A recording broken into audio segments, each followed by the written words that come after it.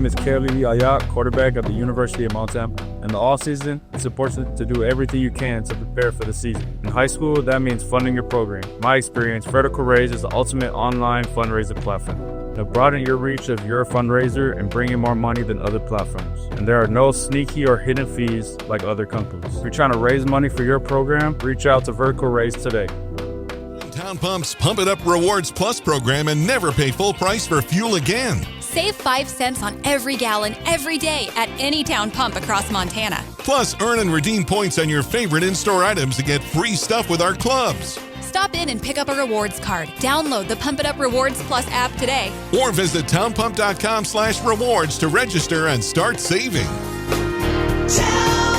Right down the road, pump it up, yeah. Coach Pease, we'll just usually start with some your initial thoughts. We're doing a spring ball look ahead here. Sure. What you think of your offensive side of the ball going into spring ball, and then we'll just pass the mic around. We've got about 15 minutes before we have to clear out. Okay. So, your thoughts on the offense. I think, initial thoughts are that the core kids are still here. And the fact Kaylee, Eli Gilman, and Brooks Davis.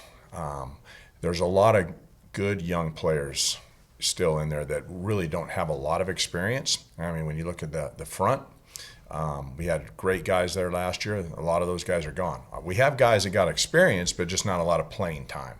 So we got to get that established up front, which is where everything really begins for us. It's really about repetitions for us this spring. And I also think that even like in a quarterback situation with Kaylee, we know what that kid can do now. And I'm excited to get Luke and Cody and guys coming in and get them reps, because you never know what can happen down the road. You want to be prepared for that. We know what Eli Gilman can do for this team, and Eli Gilman will continue to probably do that. But we got to get Hashim reps in that. We got to get Dylan Payne, some of the newer guys. We got to kind of reestablish what our standard is with the new guys and develop our continuity and consistency with the kids that are still here, and our system of what we're going to do. Obviously, we had great production with Michael Wortham and the other guys, that all left. So Mike was a unicorn. Okay, he, I don't know if we have Mike Wortham, but we can still get production. So there's guys on our team that have to fill those roles and produce. Maybe not quite like he did. He was, like I say, very special. And but we still got to do some things and find out what we have to adjust to do that. And that's why tinkering with things, adjusting what we have to do personnel-wise, putting these kids in this situation, playing with the tempo, the pace, the chaos that we need to, and get those guys reps like that to show what they can do. So I'm excited to get that going. I know this. We got a lot of good kids.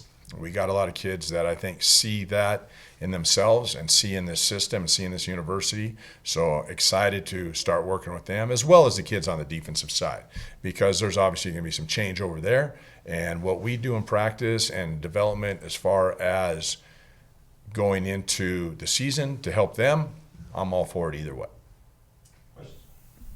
Coach, I just wonder if you could talk about the transition to Bobby Kennedy as the head coach and your decision to stay as the offensive coordinator and sort of maintain some continuity on that offensive side of the ball. Yeah, well, I'll probably refer to him as BK because, he worked with me last year, but he's got great energy, always positive. And, our relationship goes back, not extremely close in any way, but it goes back to working at other places. And when I was at Baylor, I knew him. He was at Texas, and I've known about him for years. I, competed with him on kids and recruiting. But hey, here's a guy that's been to a lot of good places: Texas, Iowa, Stanford, and he's been through the ropes and never had his opportunity. So I think it's a great opportunity for him, to step in and have his shot at this. And as far as myself, I saw continuity in staying with the kids that I have. I've always said to a few kids, I plan on, finishing with you, and that's my intent. And I said that to Drew Deck to get him back here, his senior year, and I finished with him. So I'm at the stage of my life where I'm going to be true and loyal to kids, and my intent to move on in life is probably not what it was when I was 30-some years old. You mentioned Ayat. Where did you see him grow last year? What sort of progress did he make? And How close do you think he is to reaching his true potential? Yeah, definitely grew. It's kind of funny. I mean, the kid's a very focused kid. He's a competitive kid. And you could just see that. I think he understood ball a lot more and understood what we were trying to do on a weekly basis with our plan against the teams.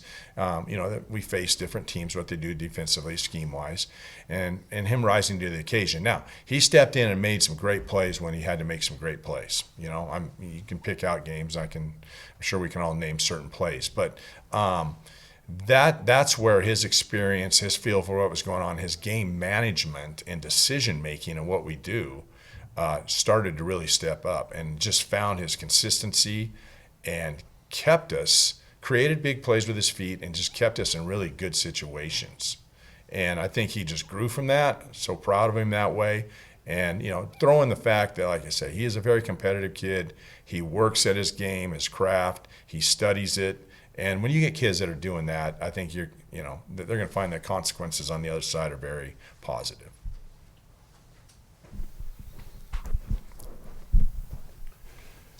What do you think that you have learned the most in being an offensive coordinator over the years? Like, if you can go back and tell yourself something in the 90s, like, what would you say? Sure.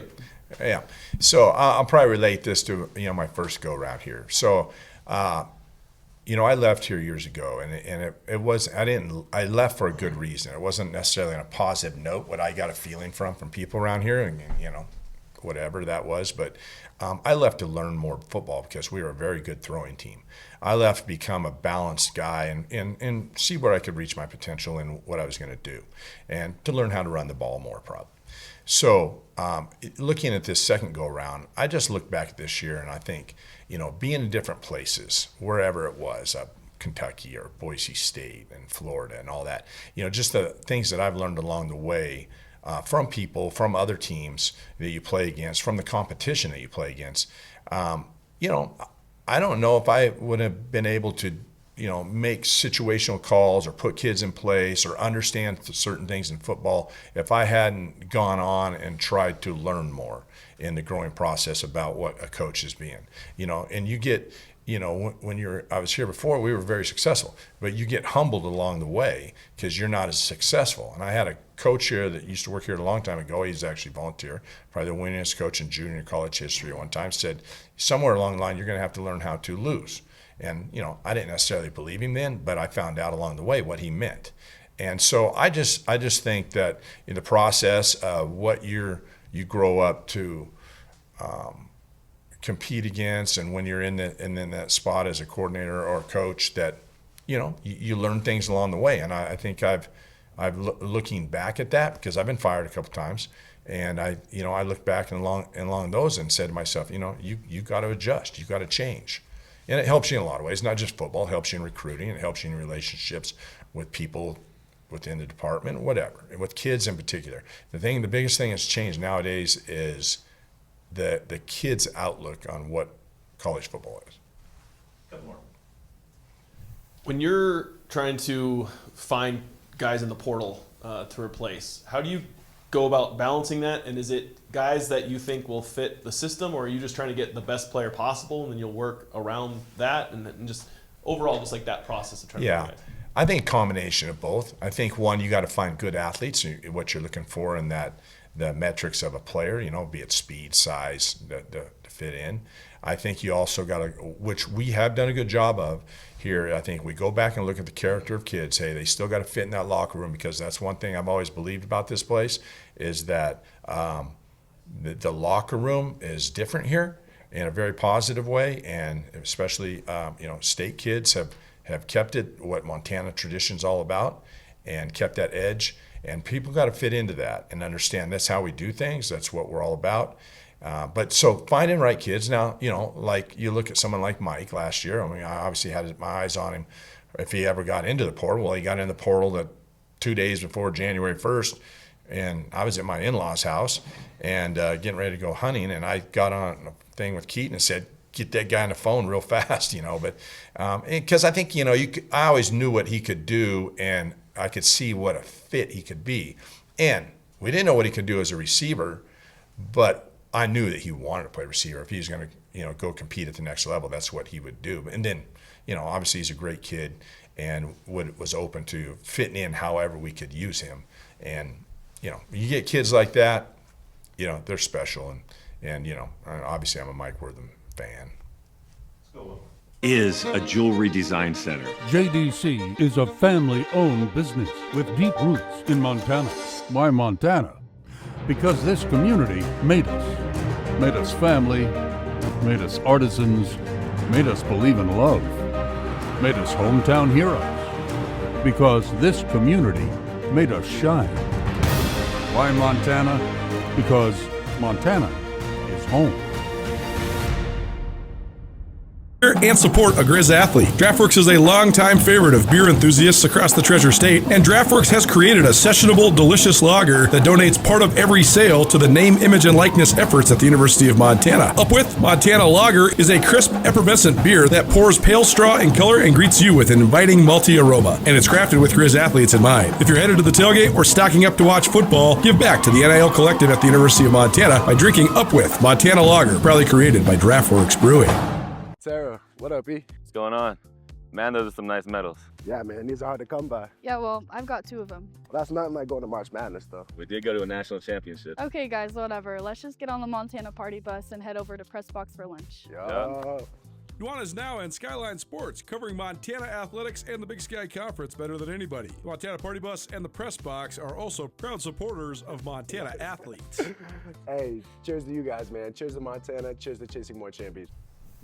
Coach, just as you move forward now with spring ball, just how have you maybe viewed it in the past, and just what positives, what you can glean from spring ball, and just what you're looking to do with this group? With there's still some changes going on, but you guys are obviously marching forward too. Yeah, like I say, I think we go back, and we're not going to try and reinvent anything new, but we got to kind of establish our standards and our system of what put certain kids in those opportunities. And it's all about repetition and how we can create such a game situation that they're ready for, game 1 through the season. And, we got to put them in tough situations or losing situations that see how they respond to those things and can step up. You always say to perfect a skill, you got to get 2,500 reps in something. And I don't know if we're going to get that many, but we're obviously going to work to have that. We still want to maintain the way we've done things, be physical, be quick at practice, and have a good tempo in what we do, because there's new faces there, and they got to step up. They all got to elevate their role, and that's what I told them the other day. Elevate your role, and then we'll move towards where we need to move. Thanks a lot, everybody. Appreciate your time. Thanks, Coach. Yep. Cash One Pawn, Missoula's #1 pawn shop. You want money?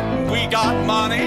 You need money? We got money. We're cash. Do yourself a favor and make Cash One Pawn part of your online shopping habits. Cash One Pawn has an awesome online inventory, everything from firearms to power tools to speaker equipment to jewelry. Visit Cash One Pawn today. Cash One Pawn. 8720 Roller Coaster Road, CashOnePawn.com.